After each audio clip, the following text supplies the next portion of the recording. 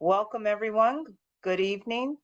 Thank you for sharing and spending some time with us this evening. Ed reached out and asked me to cover a topic that's very near and dear to my heart, and that's the starting government contracting. Again, my name is Eileen Kelly. I'm the Apex Director at the College of DuPage, and just want to give you some highlights if you're not familiar with Apex or the Small Business Development Centers. Just want to give you a little bit of an idea of what we have here at the College of DuPage. I want to do a little bit of my advertising as well. At the College of DuPage, we host three programs that are key to business development. That's the SBDC Illinois, SBDC International, and my lovely area, which is the Apex Accelerator. Many people who've been around a while in the business space, they recognize us as PTACs, Procurement Technical Assistance Centers. Our name changed when our funder changed about 3 years ago, and that's when we became Apex. The kind of businesses that we can help, we work with small businesses with a minimum of no more than 500 employees normally. We work with for profits only. We look at companies that are at the pre-startup level, startup and existing. That's across all three programs. And then we kind of focus on levels of eligibility and the services that we provide. Just to give you a little bit of an overview, the College of DuPage, our center is called the Business Development Center. We offer a full suite of assistance. So with the SBDC Illinois Small Business Development Center, just for highlight a few bullet points, they work with businesses from an idea on white paper to getting your doors open to the full transition of the business from the day it opens to the day you sell it or close it. Some of our clients have been with us over 40 years. So in most cases, when people think business development, they usually think, oh, I've already started my business. They can't assist me.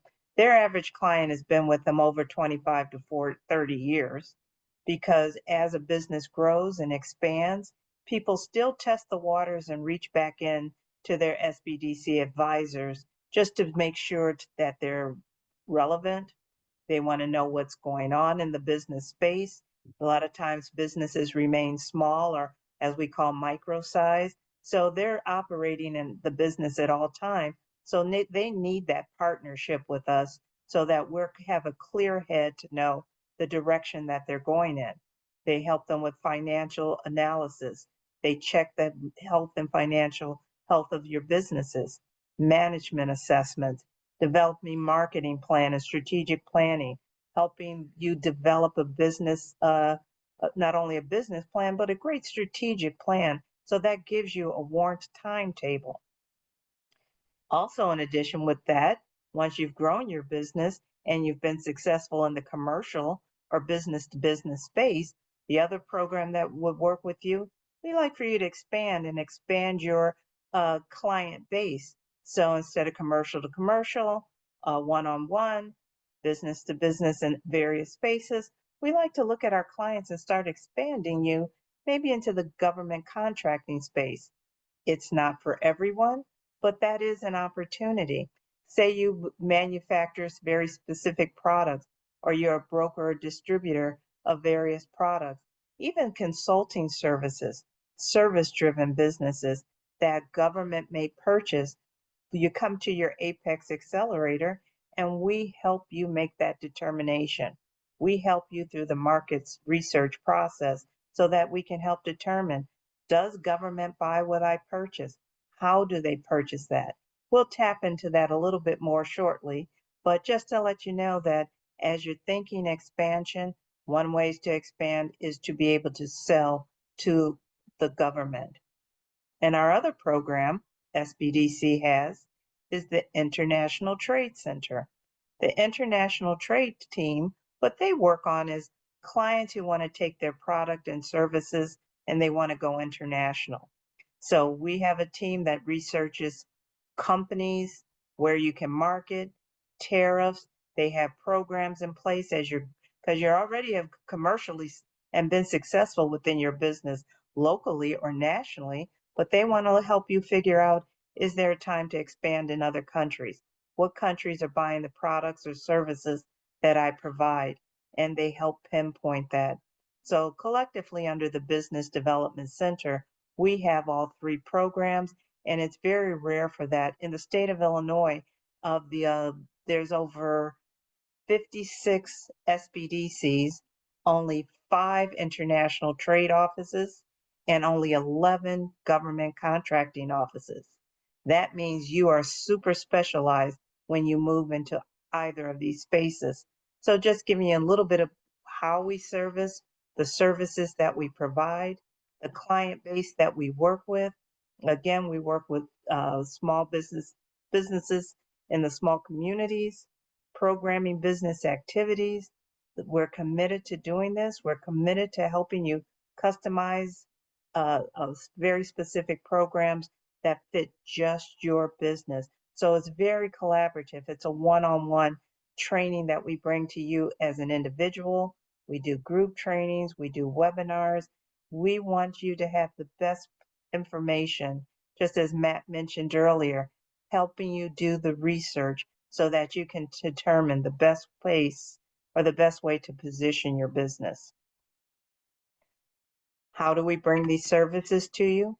We bring these services to you because we are also grant funded.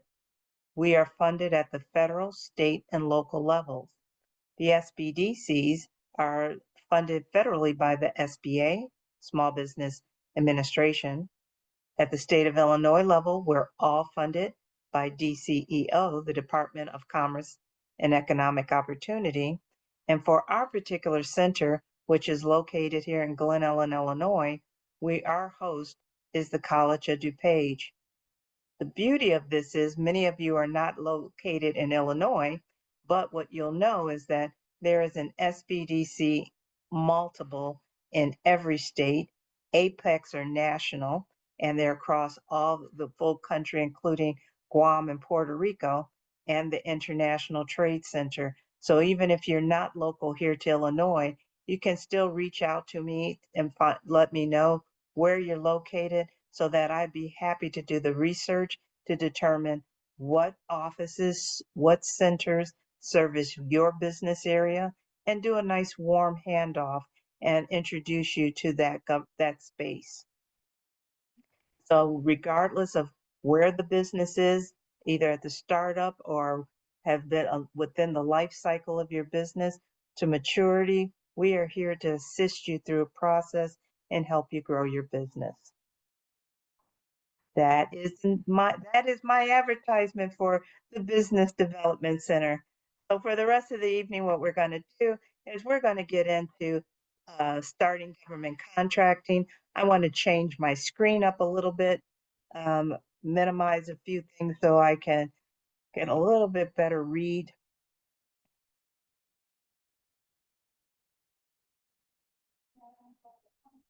There we go. My screen looked like it was getting smaller and smaller. So starting government contracting, let's go. What is government contracting about? Our agenda this evening, I want to give you an overview of government opportunities at the federal, state, and local levels, programs that we can refer to as set-aside programs, sort of out in the world. They refer to them as certifications, what's involved, how can these help your business, and then getting down to the meat and potatoes of government contracting. And what that is being able to do market research, prepare and target the agencies that best purchase your product or service, being able to identify that, being able to identify your strengths, and being able to put yourself in the best possible position in front of a procurement or office of buying. Why consider government contracting? That's access to the world's largest customer, the U.S. government. It's stable, it's long-term, revenue potential, opportunities for every industry and size of business, and it diversifies your customer base and helps mitigate economic swings. So, what we are looking at when we say economic swings, what does that mean?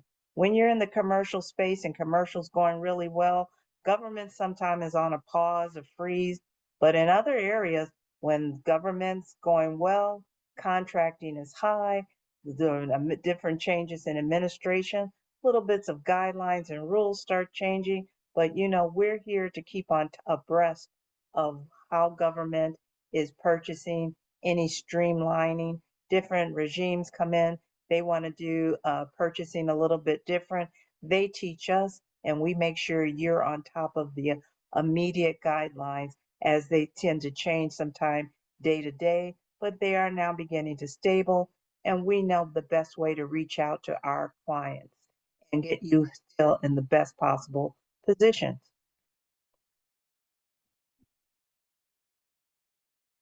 As mentioned earlier, there's three levels of public procurement: federal, and federal is considered national, and that's National Growth and Agencies, the Department of Defense, federal. So those are the determinations. Are you, when you're looking at your product base or the service, do you feel you have a space and that the offer, what you have to offer may be competitive in the federal space?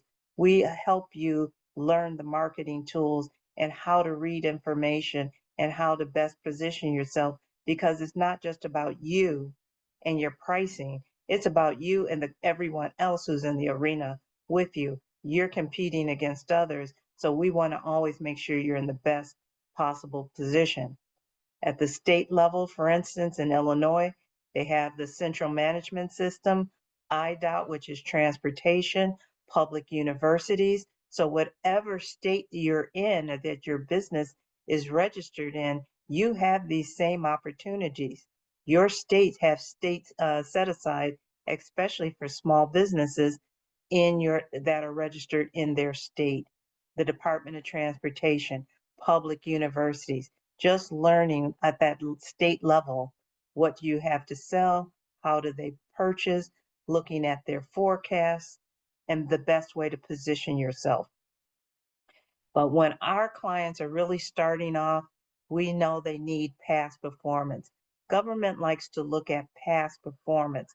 They want to know your sales history. Do you have history in the government space, be it at the federal, state, or local level? So when my clients come to me and they have no history in government whatsoever, I like to look mainly at the most local municipalities to make determinations. How does that put the local municipality purchase? Whatever township you're in, whatever county that you're in, that's public information. You can go out to the website. For instance, I'm here in Illinois in DuPage County. I can go to the DuPage County website. I can look at the forecast. I can look at what they've budgeted for the year, 3 years, 5 years. And if it's in the capital improvements, such as construction, I know what they're going to do 10 years out. How does that help my client? I can best help my clients position themselves so that they recognize locally this township is about to do renovations, is about to do construction. They're about to replace the hydrants and water mains under the streets. My position would be best to get in front of an audience, and they want to do business with the locals. They want to know that you're out there. So they all have registration process. We assist you with that. They have public meetings that they want to hear from you. They want you to be able to come out, have a warm greeting type of meetings. They have economic impact meetings at least 3 times a year so that they can meet vendors. Vendors get a great understanding of what's going to be purchased over the next year or 10, and position yourself. People do business with who they know. It's great that you're able to respond to a solicitation, send it in, and hope for the best. But isn't it great when you're able to have a meeting with the decision makers, recognize and be a part of the community that you live in and that your business is in? And that's like who they want to do business with. Each has its own distinct set of rules, different portals, but it's area to consider all three. If you take a look at the graph a little to your right, I wanted to get some idea of how much purchasing in the small business does federal, local, and state do, and it's pretty much even. So a third of their set aside is primarily for small businesses. Vendor registrations. So when you start down that path of, I want to expand, I've been very successful in my commercial space of business, I'd like to take on government procurement and expand my client base. The first thing we do is make sure that we help you with market research. We'll touch on that in just a moment. But in order to be considered relevant, you have to register. So in the federal space, there's a website called sam.gov, which is the System Administration website. This is just for vendors. Registering in SAM is not a guarantee. It's not where government agencies go to find you. It's just a repository to know that you have gone through a vetting process and you qualify to be a vendor. That's in sam.gov. That's the federal space. You go in with assistance and registration. You're able to obtain your unique entity ID code, complete the registration. The process is free and we assist you with that. Soon as people are interested in going into government contracting, they do a lot of Googling and going to YouTube. A lot of that information is out there, but a lot of the information you find in Google and YouTube, and especially YouTube, is a lot of misinformation. So what we try to do is dial it back for you so that you can understand the procedures and the best guidelines if this is a space you wish to enter. When you go to YouTube and put in something like government contracting, how to start, I did this on scores, excuse me, last presentation a few months back, and we ran through it just to see that in 10 seconds, 39 sites came up with big flashy headlines, make $10,000 a day. You'll have hundreds of thousands of dollars in government contracts monthly. Reach out to us. Here's the information. That is the most misinformation there is. And the only way those people are actually making money is because you're listening to them. They are influencers. They make money just because you've clicked in their site and you've sat out there for a good 10, 15 minutes listening. They have no more insight and basically they're reading basic information. What it is, in many cases, is putting the cart before the horse. So people come to us with expectations beyond the control of the reality. The average person goes into government contracting, it can take up to a year of constant building, marketing, researching, getting out there, understanding the industry, building relationships within those industries to actually get contracts. Now, on the local level, it just really takes pricing and being able to position yourself. But at some point, if you're looking to go in the federal space, you really need to do markets research. That is a space that's really big. It has several layers to it. I'll show those to you this evening, but there is no quick on the on button. There's no quick push a button and I'm going to have a contract within 30 days. I get that all the time. People reach out to us. Well, I've gone through the checklist and I've done everything it says. When are the contracts going to come rolling in? All you've basically done is you've registered to become a vendor on site, but you have done nothing to become competitive. That is what we're here for. That's what Apex assists you with. We're here to make sure that when you put out a solicitation, and you can encounter many, when you're registered with us as a client, the very first thing we set you up is in a service that's called Bid Match. Bid Match is a site that the federal and federal agencies, DOD, and national opportunities. For instance, the state of California may be looking for someone in construction or a part or a metal piece for an airplane. It doesn't matter. You can find it out on SAMS. but we are able to set you up in bid match right away.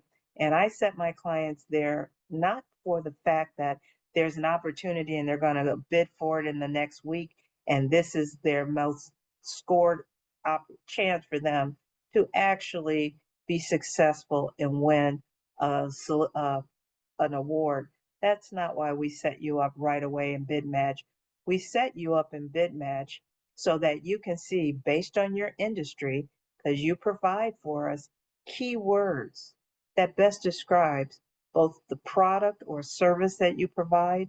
We take that information that you give us and we build a profile about you and your business, and we're able to put it in bid match. And what bid match does, it goes out across over 2,000 government websites every day, and it delivers back to you what matches the information that you've provided us.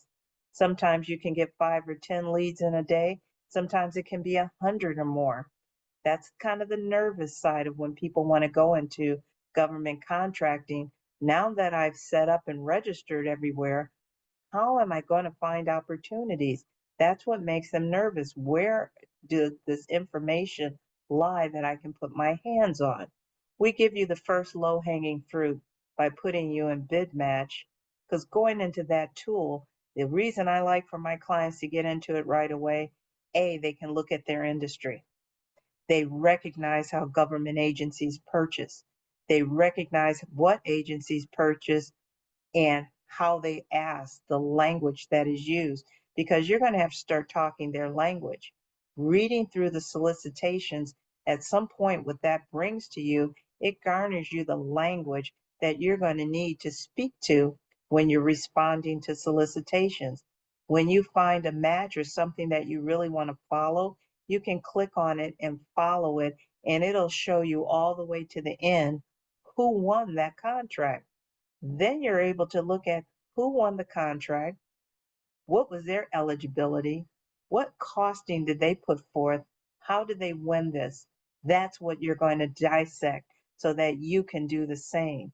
So that's why we like everyone to go into bid match right away, because you can start following what's happening in real time.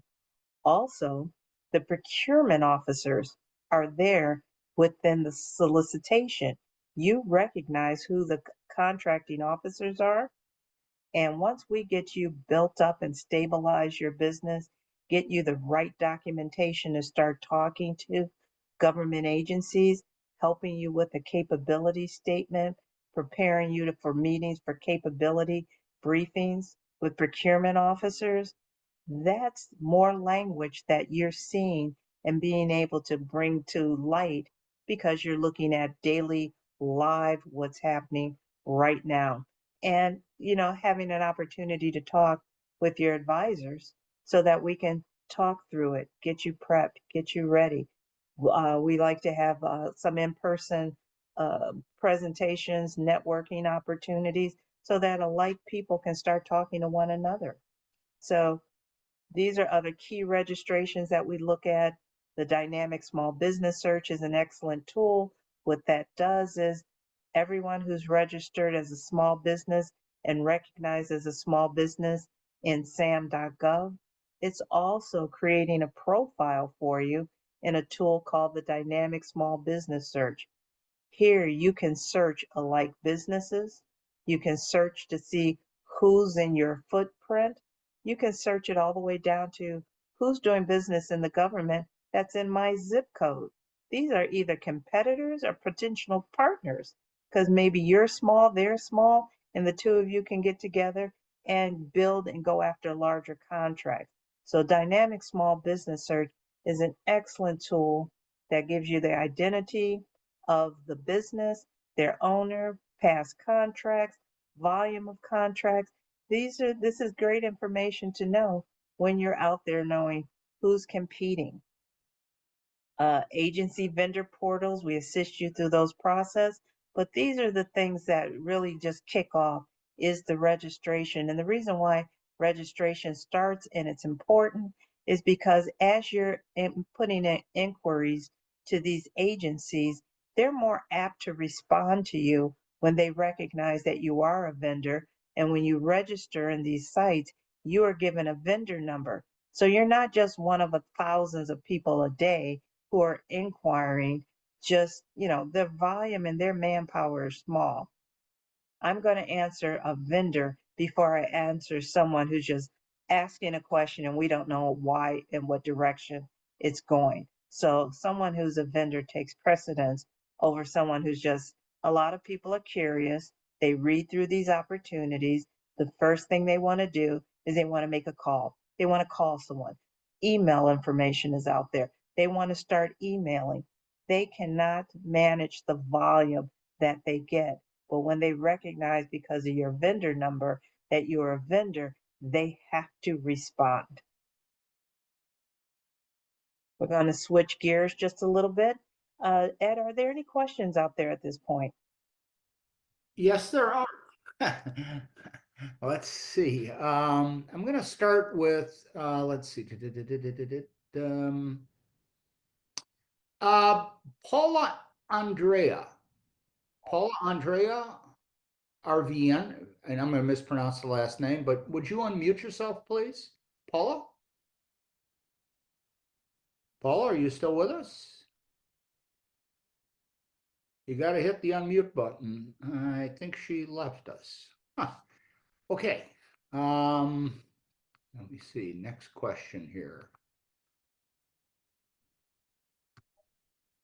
How about Monique Grant? Monique, you want to unmute yourself, please?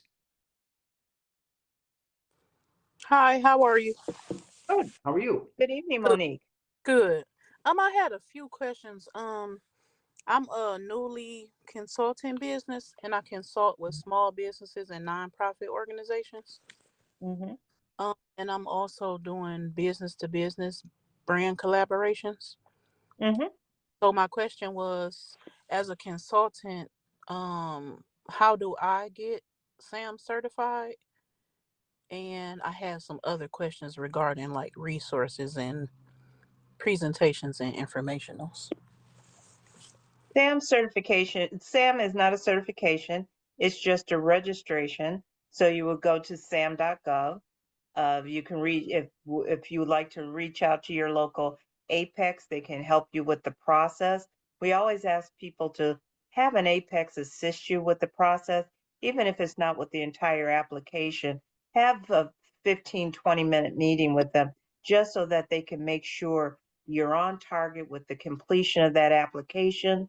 I know people fill it out on their own every day, and Mhm. but what they don't know is the significance of the questions that are being asked. So they just start rambling or not really answering. They're non responsive. And what happens is they disqualify themselves. Mm. Then they don't understand why they're disqualified. And it's just because of the way you answer specific questions. So we're always saying, look for your apex.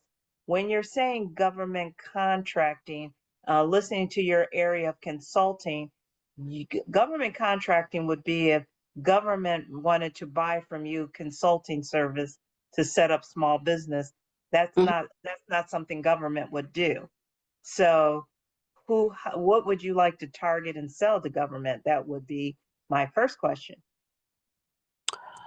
Business development services for small businesses and nonprofit organizations But to help with government, hmm yes, to help. government wouldn't be government wouldn't put out that type of solicitation either at the federal, state, or local level because, as I mentioned in this initially, the government already funds programs like Apex, SCORE, SBA. They already fund these large organizations to do exactly what you're saying: work with small businesses, counsel them, help them set up business. So they would just look at, well, you're part of something that we already have existing. Now, where your services may be targeted is to reach out to non-for-profits, Mm-hmm.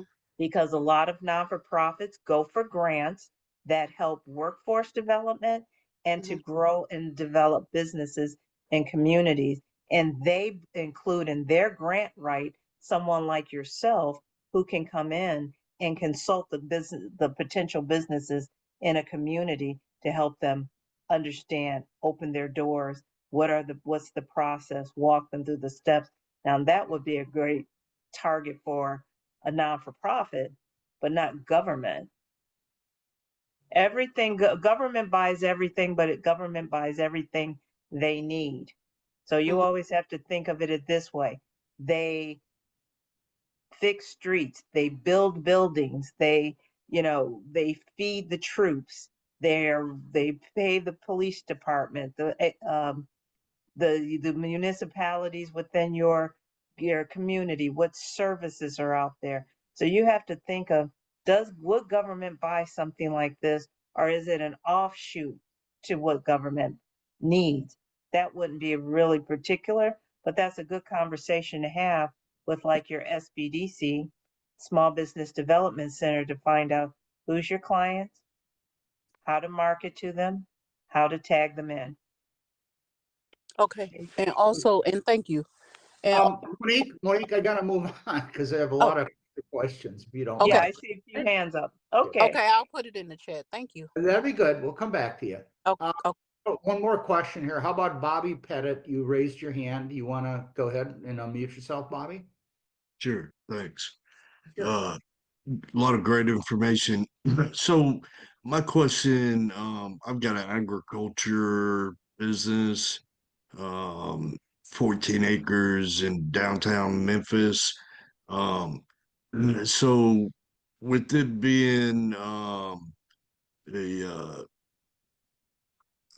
because of the environment, it being a socio-economical uh,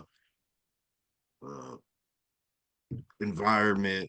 Is that something that there's some funding, not funding, but is that something that there's some solicitations as far as agriculture and for-profit? I was also looking at importing and exporting. I think Apex gets involved in that also. Is that correct? No, that's not correct. That's the Small Business International Trade Center, which I mentioned earlier. And they're, again, based on your state, I'm sure there's one tied to your SBDC, Small Business Development Center. They can help you with exporting. You said you're in agriculture, 14 acres. What are you producing? Yeah, so I've got 100 raised beds which produce produce, your basic produce, about 20 different produces. Then I have 3 high wind tunnels for be able to plant year round and plant some stuff that usually wouldn't grow out here due to the climate, etc. But and then we turn that into value added product, so jams, uh, different things like that.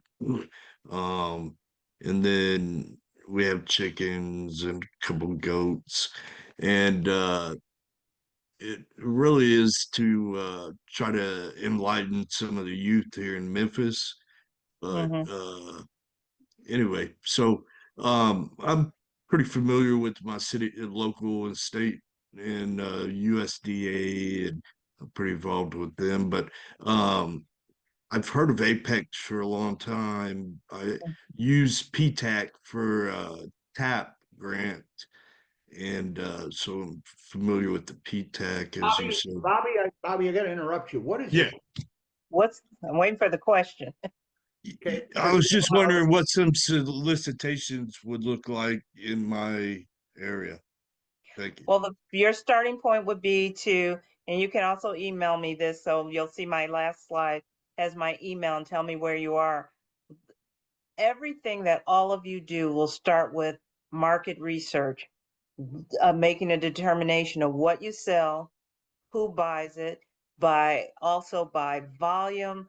How do you have the capacity and resources? Are they based on you have the capacity and resources in agriculture to supply to 14 acres? Telling me the small allotment that you can do things on the local and state level, to your schools, your school districts, things of that nature. A lot of schools are taking in raised bed agriculture and aquaponics, really total, forcing in or focusing in on their townships. Their municipalities are using them for schools, supporting school and healthy school meals. So there's a lot of different things that you would reach out to your apex, but it's how you position the question. And I'll make sure at the end you grab my email address. I can tell you the multiple points. Then when it comes to trade, it's like how much volume that you would be able to produce to suppliers internationally. So that's all, everything here is about market research. Okay. Does that help? I see a few more hands up. Well, Eileen, I'll let you go back to your presentation and we'll catch them on the next pause, okay? I want to give you enough Okay. time to get through. Well, here is the answer to your dreams. Market research. There's manual ways versus AI search tools. So I like for everyone we opened up about market research. It's the foundation of success. Without it, you're really setting up yourself for failure. Can't tell you how many people reach out to us, and the only information and background that they bring to us, and their only research is that somebody told them about it. Somebody who? Or they read something and somebody did it, and that's just what I do. They think that's all the research they need to do. When you see someone who's been successful in supplying government or doing procurement at any level, it's because they did their homework.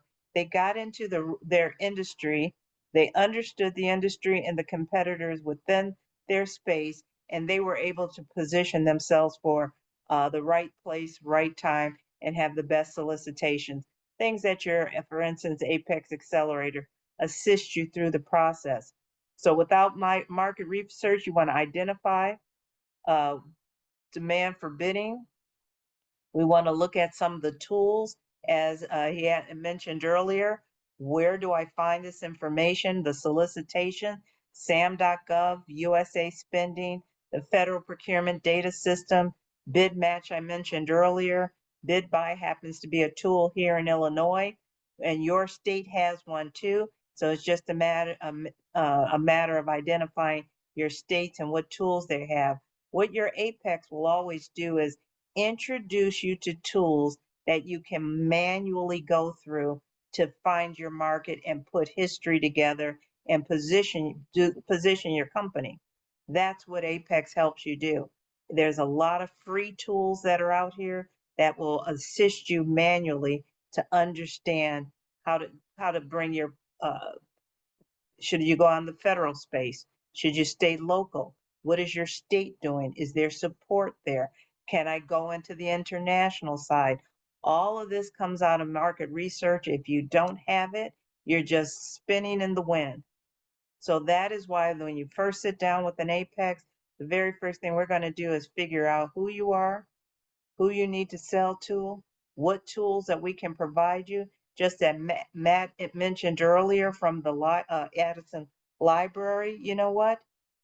Without doing the research, government contracting is not for the faint of heart. It's not instant, add water, stir, and there you have it. There's a lot of work that goes behind government contracting. You have to be willing to put in the time, the blood, sweat, and tears that goes with it, because there is an end game. And when you position yourself, there is an end game. So that's what we help you do. The very first thing we always like to do is make sure you understand all the free tools. I know everyone's hearing great news and great stuff about AI and artificial intelligence, and I can subscribe to this and buy that and register here. And they put out a lot of money, but they don't know how to use the tools. I just can finish a 10-week master class with clients who have had no less than 50 contracts in the past year, no contract smaller than $2 million. And they all have used AI, different tools, and they used them so poorly, they went back to manual just because they didn't understand the tool and how to really use it. Last fall, I attended the national conference in Washington, D.C., where all the government agencies, and there are 3,800 federal agencies are represented at this 5 days I have to attend twice a year. And the very thing that they told us was that you guys need to work with these small businesses when it comes to market research and solicitations, because they use AI to respond to the solicitations. And what do we get? We get a stack of bids that all read identical because they don't know how to use the tools. So the answers are all the same. So Chat GPT, Claude, Proctly, whatever, Perplexity, whatever people are using, they don't know the language to put into it. They don't know that all of those tools, especially I use Chat GPT 20 times a day. But in order to successfully use that tool, you have to build the brain of your company into the tool. You have to build yourself into the tool. Put your resume, your business resume, your key personnel, all that data, all your successful sales, even if it's not the government, all the success you've had needs to be honed into the brain of these tools so that when you're responding to something, it's responding as you with your background. Did anybody pick that up? It's responding and giving you differentiators. So I can ask the 73 of you online tonight one question. You put it into Chat GPT. I'm going to have 73 of the same answers. But if you have the brain of it working just for you, it will respond how you would respond based on your experiences, because you're putting the experience into the brain of the tool. So that's key when it comes to market research. Let me just give you an advance on this. Who buys what you sell? Understanding the acquisition process, doing the homework, top award-winning agencies that buy what you sell. You have to know how they buy it. When do they buy it? I had someone who won a government contract. We went back and did a full market research, determined that the the piece of equipment that they manufacture, government had purchased once 15 years ago. Do you want something to go out all this work into government contracting to know that what you sell government buys once in a while, now and again? That's why while we're also working with you as Apex on the government side, we're always making sure that you're keeping your meetings with your SBDC, Small Business Development. You should be growing both sides of your business at the same time. It's not all in government or all in commercial. It should be a balance. Government isn't for everybody, and what you sell and do is not purchased by every level of government. So it's a great place to start and market to determine, is this a place for expansion? It's a go or no go. So those are the things you want to know. Market research is key. We teach you how to use it. Like I said, I just completed with a master class.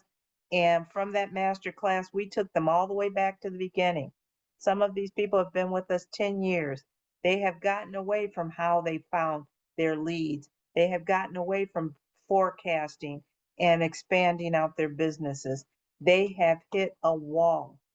We came back, and for the first 3 weeks, we reintroduced every manual tool to find a device and made sure that at the end of that, they were able to tell the story of how many solicitations were out there, who last had that won that solicitation, and why is it being put out for bid when you already have an incumbent, teaching them these tools.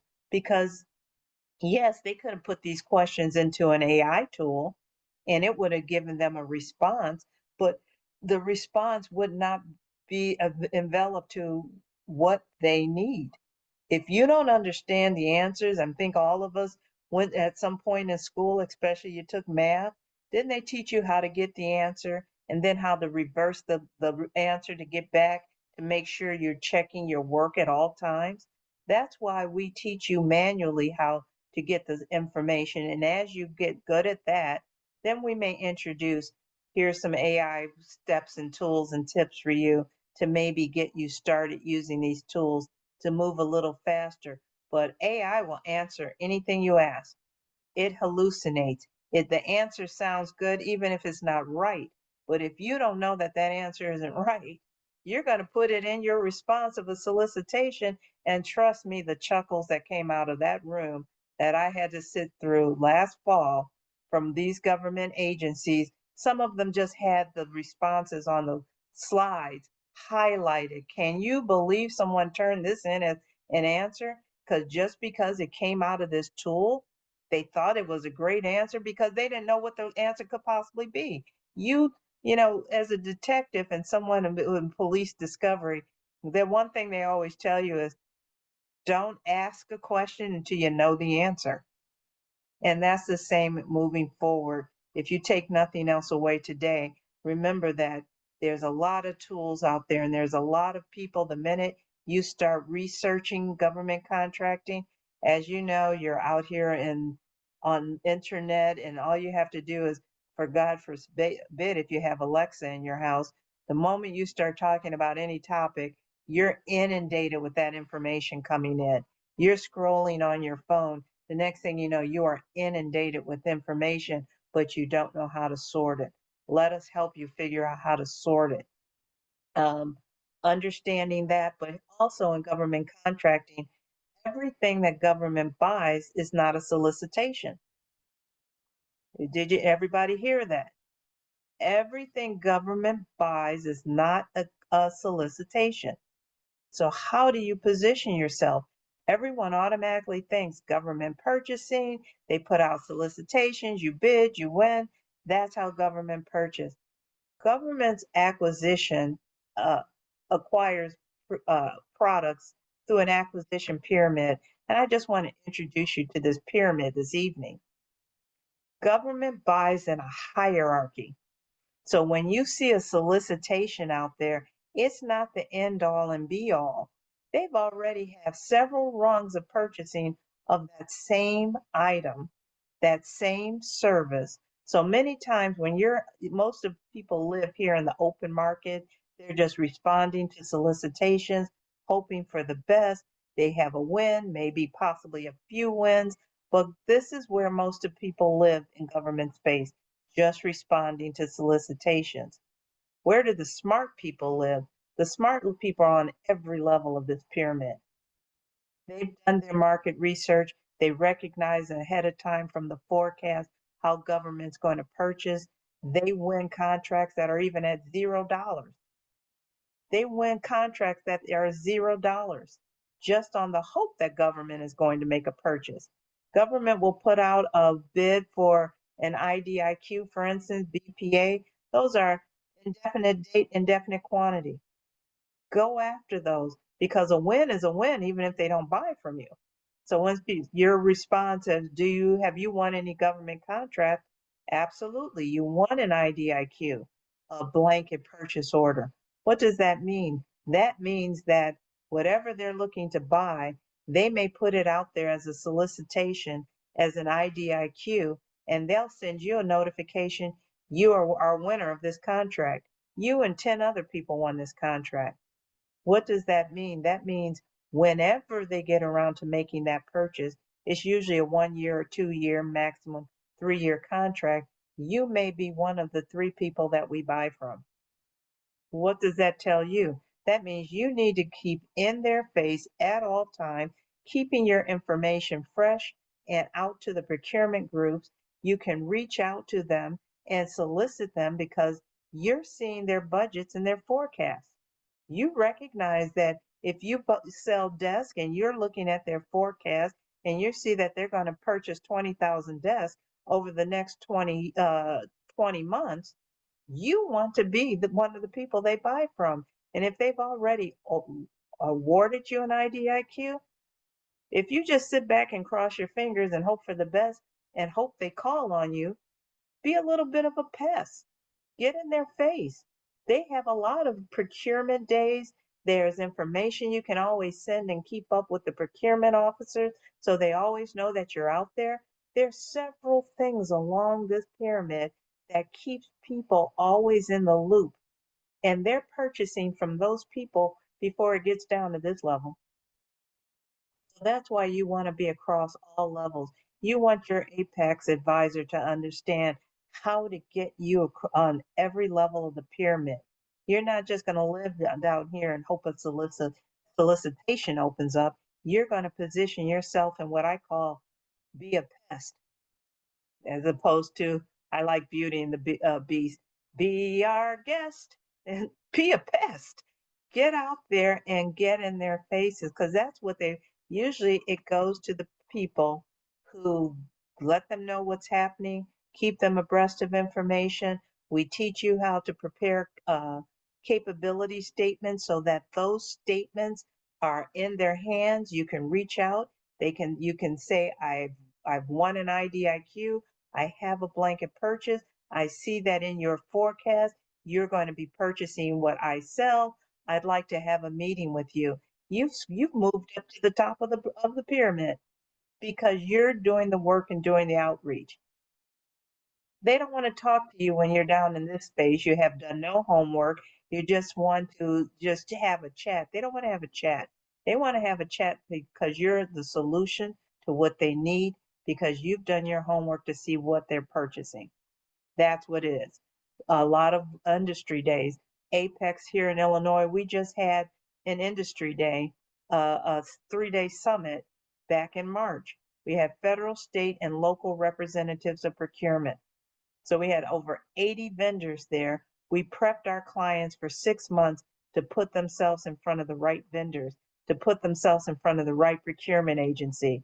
Having DOD there who's buying a warhead and you sell salad dressing, please do not stop at the warhead table. Do your homework in advance. But when people come to these events and they're not prepped, they have maybe their brochures, cards, they're trying to talk to everybody, and people are polite. They're going to nod, they're going to listen, but do your homework. 80 people are here. 3 are who I need to talk to. Did you do your homework in advance to know who you're going to talk to? And what we added on the last day, we did a reverse matchmaking. That means we prepare clients in advance so that they had their capability statements. We blew them up on 36 by 42 boards. They stood by their capability statements, had their brochures, and the procurement officers walked around and talked to them based on on what their needs. What I loved about it is everyone had a sale by the time they left that room because it was all about prepping them so that the right people are in the room together to talk to one another.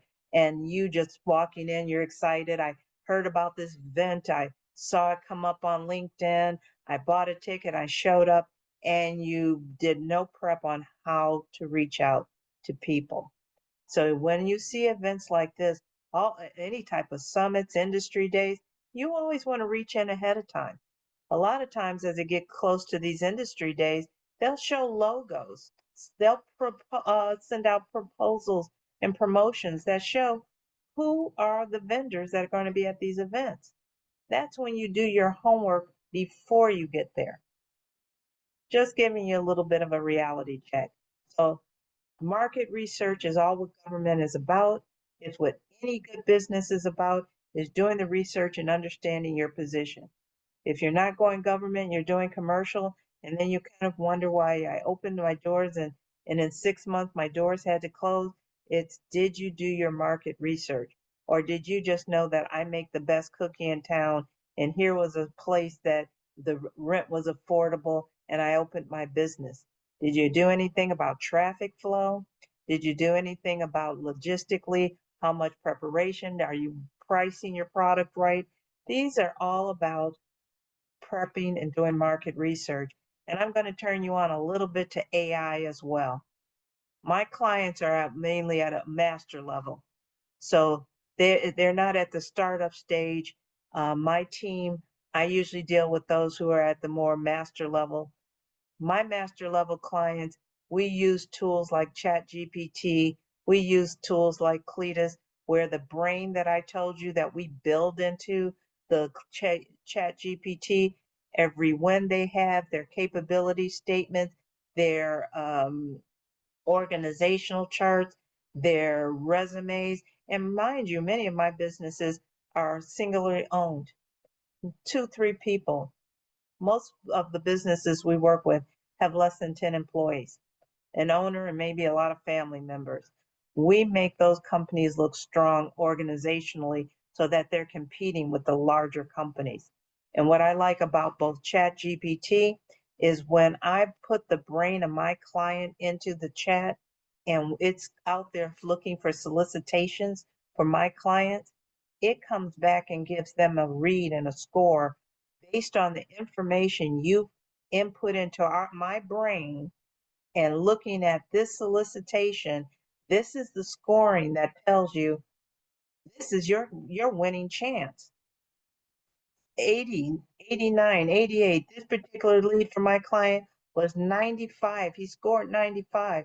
So based on what the optimal vendor would look like from the solicitation and what they're looking for and the information and credentialing we were able to build into the brain of the system. And I mean, Chat GPT is something like $20 a month. No big investment. But what it does is scores the opportunities so that my clients can look at them and say, this is going to be a go or a no-go. I'm going to put this in my pipeline because getting a government contract is always about keeping opportunities in your pipeline. You don't just find one, do a solicitation, cross your fingers, hope for the best. You are every day qualifying opportunities to go into your pipeline. You are there to make sure that the business and the opportunities are there and that the work is being done for you when you start using AI. When we teach you manually, you have to come to those conclusions. You're taking a lot of notes. You're writing all this down and documenting so that you are one-on-one. But that's how you're going to learn because that's the only way you're going to learn. But what we will do is once you graduate through the process of I'm ready to handle putting the brain together, putting my information inside of a tool and seeing what best prospers for me. And these tools do many things from market research to finding opportunities to scoring the opportunities to make the determination, is it something you want to go after?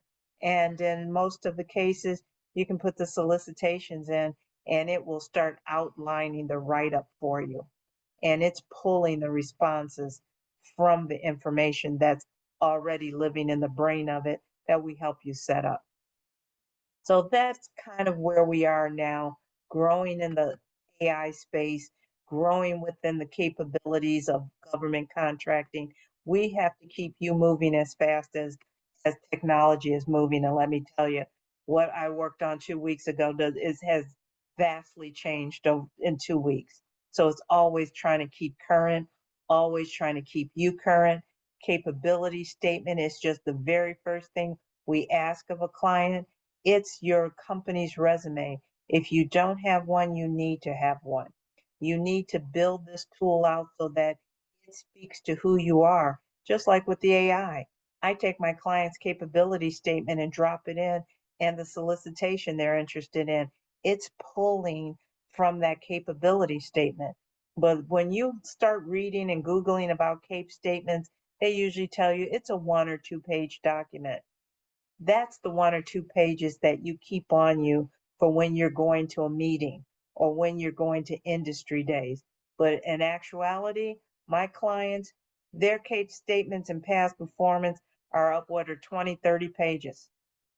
Every completion, every project they're on, they detail it to the finest detail, including the labor and cost that goes into those projects. And that lives in the brain of their profile in ChatGPT. So when they find an opportunity, not only did it respond and help outline the proposal, it pulled the cost structure from what you've done on the like jobs. Those are things that we help you get in that brain. Any questions before I move on? Yes, Calvin, excuse me. Calvin, you had your hand up. Calvin Woods, go ahead and unmute yourself, please. You've had your hand up a long time. Oh, yes. So my name is Calvin Woods. I have a business a side business called Cal's Headlight Restoration, and I do exactly what the business sounds. So what I do, I go to a customer's business, their location. Sometimes I went to a customer's job and I restore their headlights on their cars. So I'm actually developing a prototype of my own do-it-yourself headlight restoration kit, but my kit is also going to come with the how-to video as well. Mhm. I got on this webinar because I want to be able to do business with the federal government with respect to selling my kits to them, because the kit itself is also a safety component. As you restoring your headlights, it's actually returning those headlights back to the manufacturer specs, where you can actually see the quarter-inch circles and also the manufacturer number on the headlight. So what Mhm. I'm doing, I'm providing a service, but I also trying to develop a product now so I can hopefully sell to you guys, the federal government. Two things on that. First, there's something where are you located, Calvin? I'm located in Chattanooga, Tennessee. It's maybe like an hour and a half away from Atlanta, Georgia. Okay. Well, one of the things you might want to do, Calvin, is check to see if there's an innovation source within your state or near you. And I'll give you an example. I work with one of my partners is Innovation DuPage.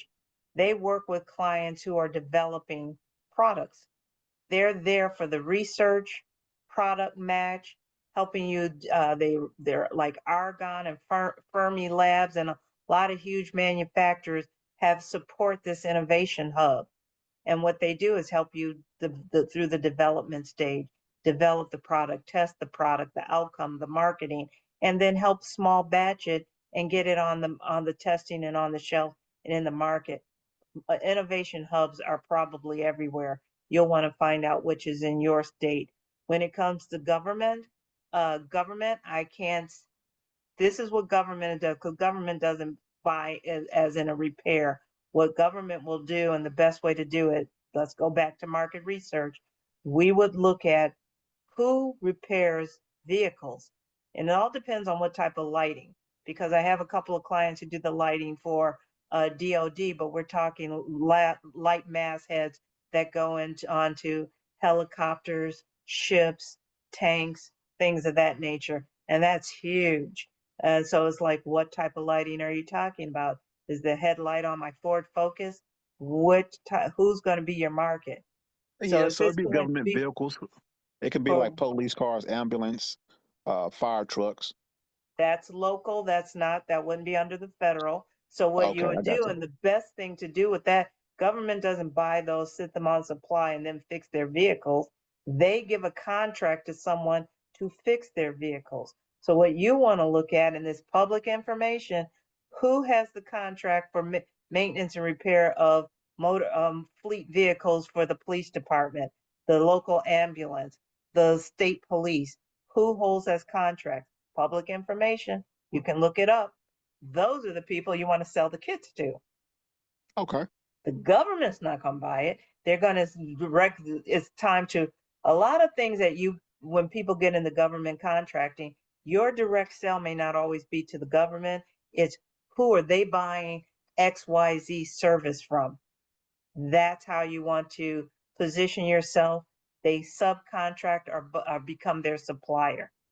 Again, that's something that you can tap into your local Apex and they can help you look to see who has these fleet contracts for municipal vehicles. Who has them is public information, and that's where you get your start. Start talking to them about your product. Okay. I sure appreciate this. You're welcome, Calvin. Eileen, I'm going to let you go back so we can try to finish up. Okay. And we're just about finished because the last area that I wanted to bring up, the last two I wanted to mention was set aside. Uh, Government has, the federal government and at the state and local levels, they have set aside programs and certifications. Your local Apex will assist you with making a determination if you fit one of the designators. For instance, if you're woman-owned business, veteran-owned business, whatever your designation is, your Apex can help you through the application process. And I highly recommend Even most states have a set aside program. Minority, women-owned businesses, state and local have their own programs. If you register and are awarded BEP, for instance, which is our state, those do not cross over. So if you complete a veteran certification with the federal, it does not cross over in the set aside program with the state and local. Most people have multiple certifications because they do business at the federal, state, local, and commercial levels. So from there, you have to determine what crosses over. There is no one and done. You wind up having to have go through the process and all. But what has been wonderful in the last 5 years, they have now aligned their application process so that all the documentation that you need, for instance, at the federal level, is the same documentation and you will need at the state level. Or at the, for instance, City of Chicago, Cook County, they have their same programs, they have their own applications, but the documents are the same. Putting together the documents that you need, and you get a checklist. Is about 32 documents that you need. Your apex is someone who assists you, reads through the documents, make sure they're on target, make sure they're on point. A lot of people go in and go through the application. Oh, this is easy. They respond, they upload information, and then they're denied. Once you're denied, they'll tell you something like see your local apex, but really based on whatever information that got you denied, some of that information can't be dialed back. So it's really helpful if you let someone just eyeball it. You can do it yourself, but let someone in an apex eyeball your information and your documentation, have a conversation before you hit that submit button. Because as I tell people, I cannot erase the information from their minds. There have been many people who said, I'll just start over with a new application. You can't do that because all the information is already in their system.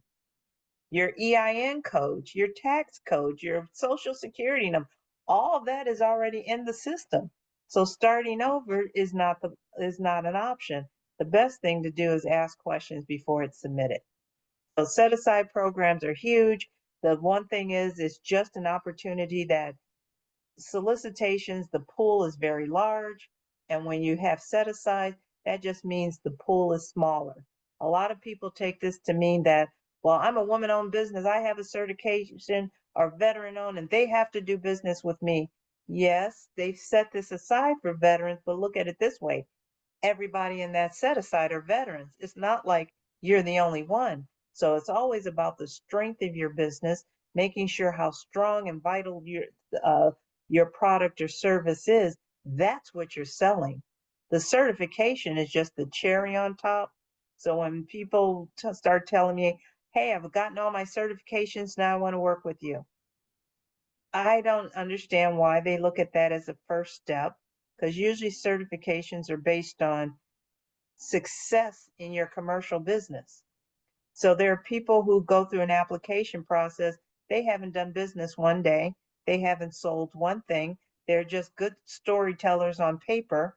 And usually that means they had to fabricate it because of the fact that it asked for financials and reports and banking and all of these type of information had to be fabricated, because if you've never sold, how did you get them these documents? And based on the documents you submitted, maybe you won the award. But when we go dial back to really get you positioned to compete now in this smaller pool, you haven't sold anything, you haven't done anything. So really look at the certification as an award. It's not the end all and be all, it's just another point. Proposal, I think we talked about this a little bit earlier. I identified that there's different types of solicitations out there, sources sought, requests for quotes, requests for proposals. This is the types of solicitations. We help you understand them and the best approach you would need to get through the process.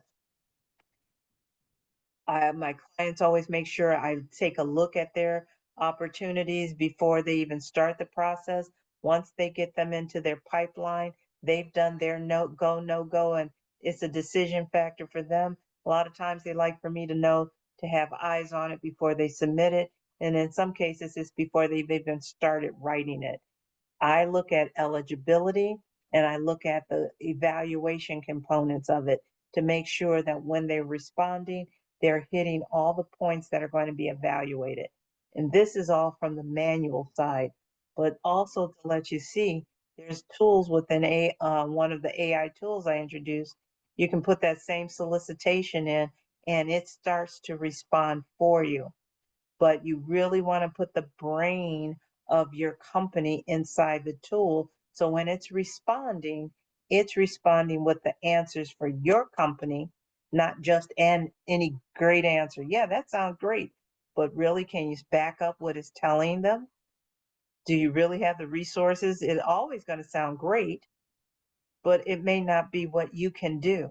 So that's why we always use these tools and use them as almost like a checking point, the factors. You look at this was a score in the 95%. It knew that based on the criteria that we have in this brain about your company, that the factors mean you score at 95%. That means you're almost a perfect match for this. We want to make sure that what you submit meets and goes above and beyond that. That's how you become competitive.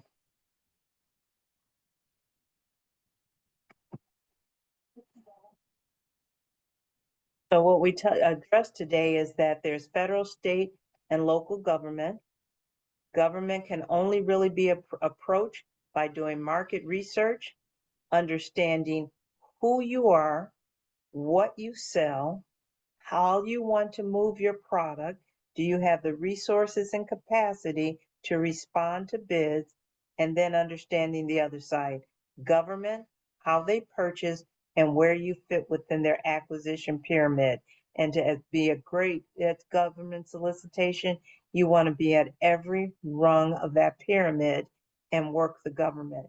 You want to, when you go into government contracting, you should always continue to make your commercial business as strong and keep it strong because government likes to work with people who have strong commercial businesses.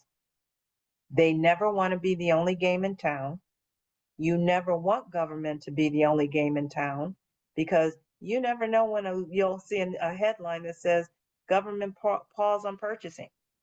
You've got $1 million contracts sitting out there and you have no other revenue coming from anywhere else because you put all your eggs in one basket.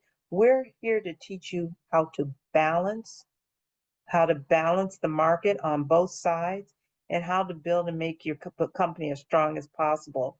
It always looks greater to say, I just want to do government and government only, but just from 2020 with COVID to what we're experiencing now, and how did people survive in this market is because they diversify. They make government less than 10% of what their business is. Something on pause here, they are still in business. If you've made government more than that, that means you're taking greater risk. And these are things that you want to think about in it ahead of time. And is that how you really want to position yourself? We have very successful clients who build out all sides of their business. And we're here to make sure they work with us as the Apex.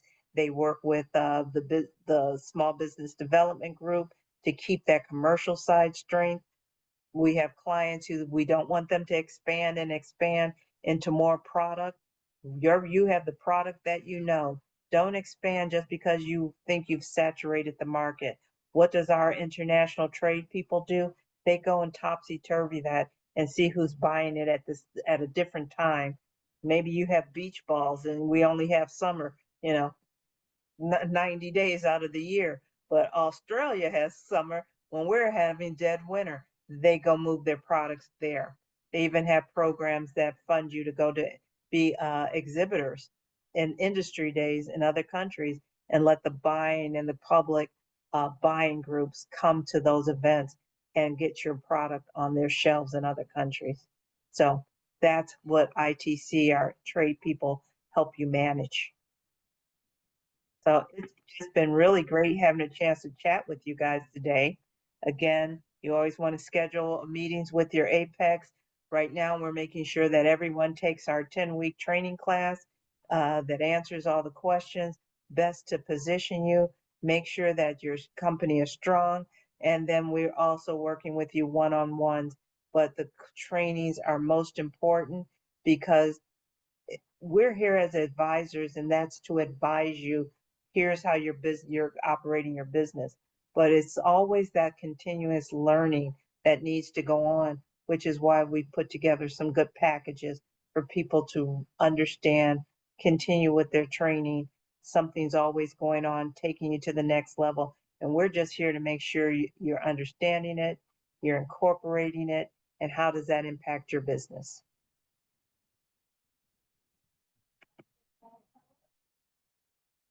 Okay, you hit almost 2 hours. I'm gonna go an extra 5 minutes and we'll see how many questions we can get. Aileen, that was a wonderful, wonderful presentation you did this evening. And again, guys, here's her email address. You can send her questions directly or send me the questions and I'll send them to her. But why don't we try to get a few questions in before we wrap up this evening? First person, Amagad Hussein. Amagad, if you're still with us, do you wanna you have a question? Go ahead. Unmute yourself. Hi, thanks. My question is twofold. Question number one, I know you mentioned BizSell as a portal, which is a resource for looking at procurement or RFQs from the government. So is that a free resource through Apex, or is that a free resource through SCORE?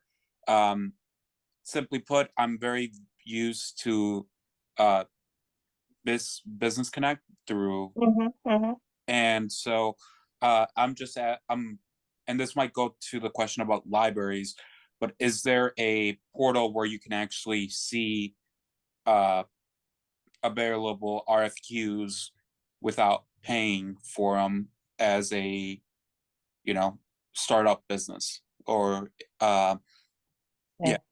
SAM.gov is a portal that you can register in, and you can set it up. All the open, great deal, I would say at least 50-60% of federal and national open opportunities are on SAM.gov. That's free.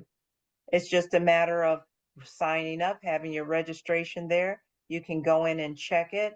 There's a couple of tools that are built in SAMS that you can identify, like by industry codes and keywords of what you're looking for. It will put it in a suitcase for you, but you still have to manually go and check the suitcase.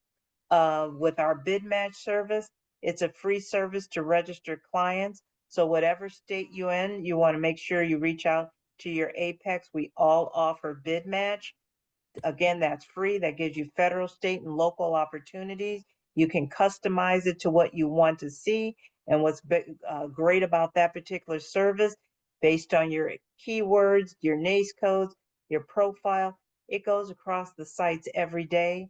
It packages them and sends it to you in an email every day. And that's free, as long as, because it's a service that Apex offers their clients. Understood. Eileen, follow-up question.